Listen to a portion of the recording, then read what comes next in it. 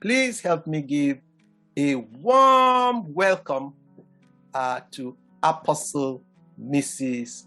Folorunso Alakija. Just give an electronic one, and you can quickly type something there about her, just a word about her, just to say, welcome, Apostle Folorunso Alakija. You're very welcome, ma'am. Thank you very much. It's a pleasure to be here. Good. Thank you so much, ma'am. There's so many questions. I went through the book, and I know that you've also written quite a number of books. And we're going to try to structure these a bit so we can go through quite a number of things. Our first question will be on success foundations and principles. And there's a reason why we're starting with that.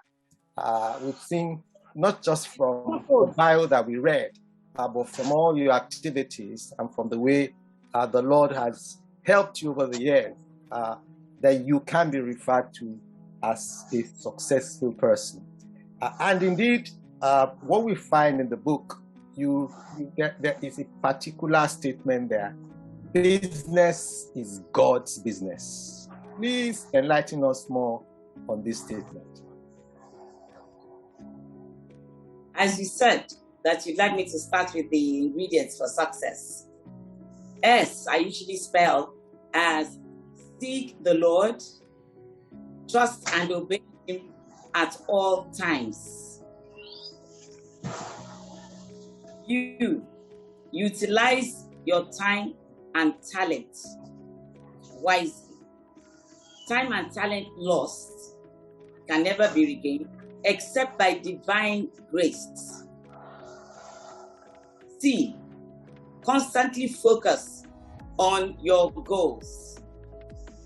C again, credibility and reliability must be your watchword. Undependable people get ignored. E, educate yourself, train and retrain again and again.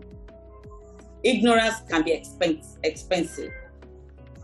S, say no to discouragement agents. Don't accept no for an answer. The last S, sacrifice daily to make a difference. You need to always go the extra mile. That's my ingredient for success. Thank you so very much. For those of us who probably didn't quickly catch that, there is usually a recording of this, and we can have access to the video. But I'll say buy the book. I read, because what she's just said now is clearly stated in the book. But I'll just reiterate one or two of them. One of which you said is time and talent that is lost can't be regained except by divine intervention. And that's very, very critical. And you said ignorance can be expensive, and we must sacrifice daily. Thank you very much for that. For a deeper intro into that, please buy the book that you can see, because she's broken that down very, very clearly. One other thing that is very, very evident in reading through all your work is, your focus, interest in family. So we're going to ask a question or two about family, because we can see that it is very, very dear to you. And so, according to your book, man, we are deeply rooted in the culture of our family. Would like to ask, what role has family background played in your own journey to success in life? And secondly, what advice do you have for this current generation of parents? Because they face quite a lot of things that are different from our generation. But drawing from your own experience, both as are a parent and now a grandparent, what will be your advice for the current generation? Thank you, ma'am. Thank you. First and foremost, family is very important to God. It's through families that we can procreate and be fruitful in the world.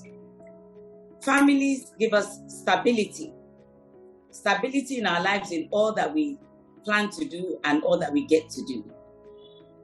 We hold each other's hands and we have each other as support and the right backings that we need. It's in our unity and our oneness that we can really prosper in all that we do. God is also very, very particular about families staying together.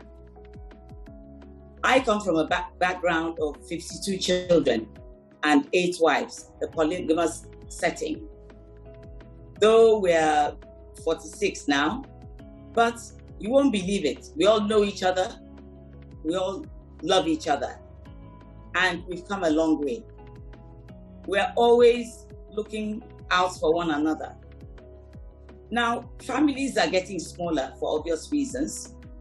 The economy, wherever you find polygamy, economies are making families shrink and making parents think twice before they begin to have larger ones like our parents and our forefathers used to have. So times have changed. However, I know that I learned a lot from mine. And parents need to make sure that they do the same for their children. We have to make sure that our children are well educated. It has become extremely important. Education has become extremely important. But education alone is not enough. How we bring our children up at home makes a huge difference in their future. And of course, the future of their children. Parents must make sure that they do not do preferential treatment. They don't practice it amongst their children, because it can bring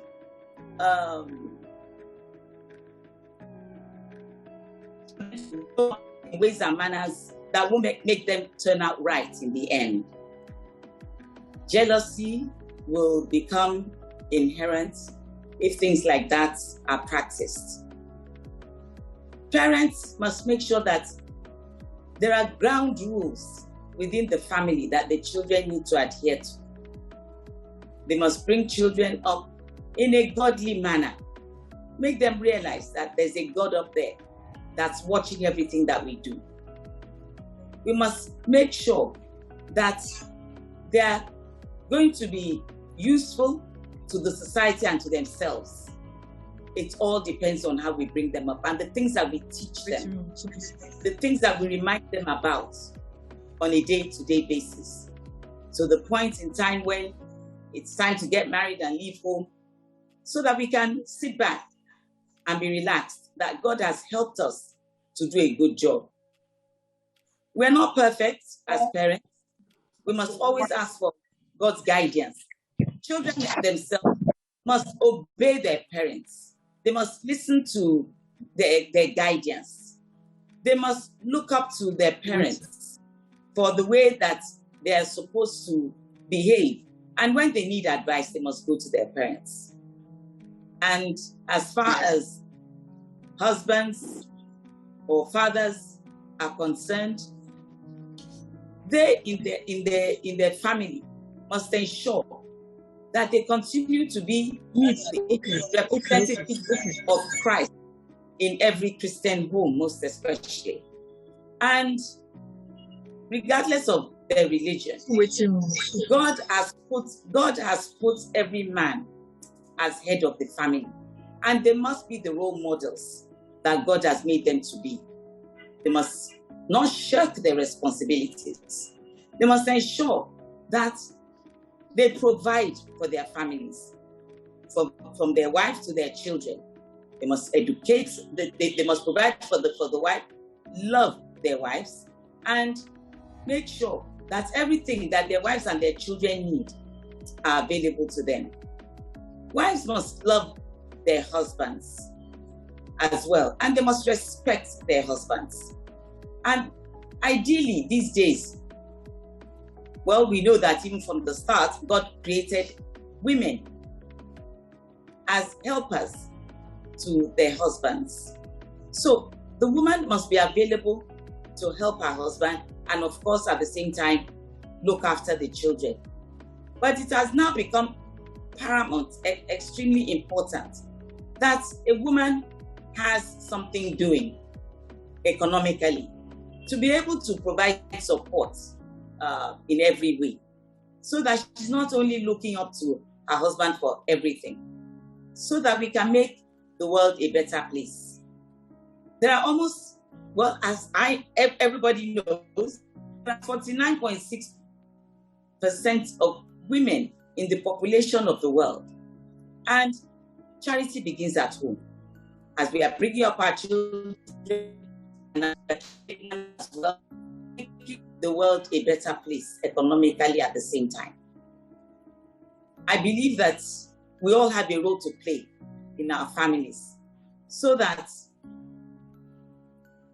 the kind of children that we get to live their lives and pass it on to the next generation will begin to make the world better rather than make it retrogress.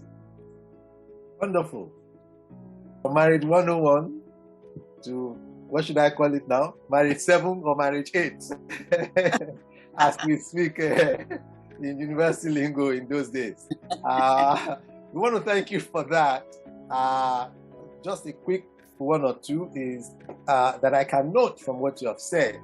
Family is important to God, and family gives us stability, and through it we can support each other. And we've seen from your example, 52 children, that's not a small feat. And from what you have said, you're still united. But thank you for also the other things you have said, that we should make sure that family is a place of learning. And not just that, train the children, but we must also provide them a good education while we have ground rules, and also we bring them up in a godly way. Thank you very much, ma'am, for that. I'm sure everybody is waiting. Okay, family, good. Oh, business, talk about business, talk about entrepreneurship. And so we're going to have explore that a bit. And the question we want to ask you, ma'am, is, well, I want to draw from your own personal experiences now. I mean, there are too many people who have gone through MBAs and DBAs and all of that. But I want to draw from your own personal experiences and just show us give advices. What key lessons would you give to anyone in terms of succeeding as an entrepreneur? Succeeding as an entrepreneur. Key lessons from my own personal life. Well, first and foremost, I believe that before you go into any type of business and before you decide that you want to be an entrepreneur, you better be ready for whatever is thrown at you. Don't forget, when you thrown lemons, yes, sometimes you may need to learn to make lemonade. Now, I believe that before you do anything at all, you need to ask God what kind of business you should even go into. I've done that on occasions, and they've worked for me. The ones that didn't work for me are the ones where maybe I disobeyed God or I forgot to ask. So that is the first step. And first, S, seek God at all times. That's very, very important. And I've always said, Business is God's business.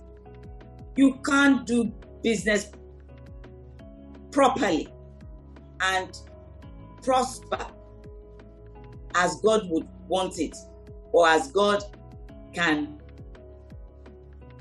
do it to make it even wider than what you envisaged, if you put God in the closet. Gold, the silver is his. That's what it says in his Bible. Everything belongs to him. He can provide anything and everything that we ask. All we need to do is ask. We need wisdom? Ask him. We need direction? Ask him. He can provide all you need. Now, having said that, you will be faced with difficulties. You will be faced with what you didn't plan for. My answer to that is that even while you're preparing to start, you need to find mentors. Mentors are those that can guide you in the physical. We know God can guide you in the spiritual. But those who have seen it, done it, been there, and have excelled, have succeeded, you can learn from the pitfalls that they have had to face, so that you won't get your fingers burnt, and you can save yourself some trouble and some time. There'll be times when you'll have to take risks. Coming to risks, we had to take a very, very big risk.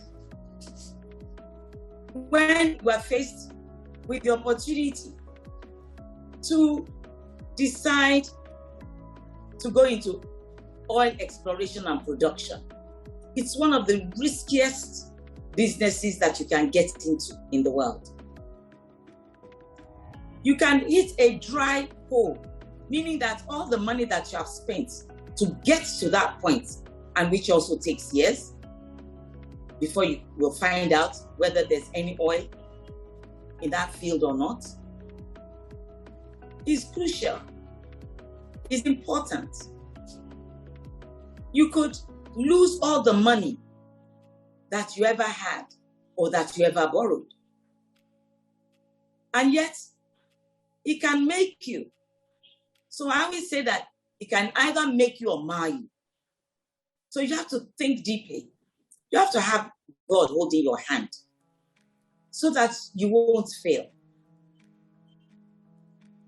So it's important to realize at the onset and at the offset that it could go either way.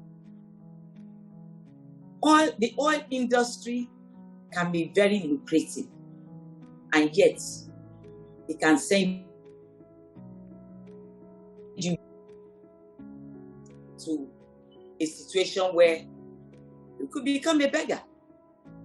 It could be that bad. And you may have to try to find ways of picking up the pieces again. So, from my experience, and because I've given you some of my ingredients for success, I believe that if you follow them, you'll find that they could also be very, very general for all of us. But there are experiences that I faced and things I picked up along the way that have helped me to get to where I am today. To God be the glory. You will find that you need to plan. You don't plan, we all know we are planning to fail. So have someone holding your hand in the physical, make your plans, do homework, set short-term, medium-term, and long-term plans. And as you continue to go along, you can make amends. Where you have made a mistake, you can quickly correct your mistakes. However, some mistakes can be very costly, which is why we need to get educated. I had to go back to the classroom. I had situations where, especially at the beginning, men were asking me what I was doing within the oil industry and why I had to come into it. And I was asking them, what makes you think that this is only for the men? So I had to go back to class. I pulled up my socks. I rolled up my sleeves. And I earned my place at the table of decision makers and oil giants, to the glory of God. Great. Again, thank you very much, dear Apostle, for that wonderful time.